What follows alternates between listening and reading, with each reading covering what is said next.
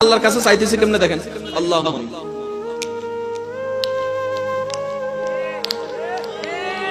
জিবরাইলে কয় কিতা করস আমরা কইলাম আল্লাহর কাছে চাইতেছি এটা কি সাওয়া এটা কি ভিক্ষা করস নাকি ডাকাতি করস আগে এটা কও যদি তুমি ভিক্ষুক হও ভিক্ষা যদি তোমার দরকার হয় আগে নিজেকে ভিক্ষুক তো বানাও আল্লাহ কোন দোয়া পছন্দ করে শুনুন রব্বে করিম আমার মতো পাপীকে যে আজকে তুমি হাত তোলার তৌফিক দিয়েছো এটাও তোমার দয়া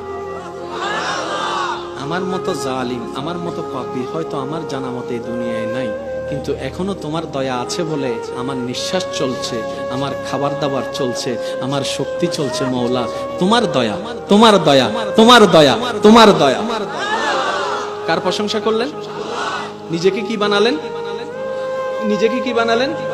সেজন্য তো বলা হয় ছোটর জায়গা যেখানে সেখানে বড়র জায়গা কোথাও সেজন্যই বলা হয় অহংকার পতনের মূল আল্লাহ আমি ছোট্ট মানুষ তোমার ভিক্ষায় চলি আচ্ছা এই বলাটা আল্লাহ কি হবে বলেন না পছন্দ হলে আপনার দিকে আল্লাহর রহমতের মনোযোগ আসবে এবার আল্লাহ পাক বলবে হ্যাঁ কিরে এমন করে কি বলস কি কিছু লাগবে আল্লাহ কিচ্ছু লাগবে না তুমি তো জানো আমরা ভুলটা করি কোথায় দেখেন আমরা ডাইরেক্ট লিস্টই বলে ফেলি আল্লাহ এটা দাও সেটা দাও ওইটা দাও ওইটা দাও ওইটা দাও ওইটারও বাড়ির মাইয়াটার একটু কথা কয় না নির্দিষ্ট করে দিই এখন বেজালটা লাগছে কোথায় দেখেন সবাইকে দিয়ে চাকরি হয় আমি আপনাদের সবার মুখ থেকে আওয়াজ শুনতে চাই সবাইকে দিয়ে চাকরি হয় সবাইকে দিয়ে ব্যবসা হয় সবাইকে দিয়ে বিদেশ হয় এখন আল্লাহ আপনার তকদিরে লিখে রেখেছেন ব্যবসায় আপনার উন্নতি হবে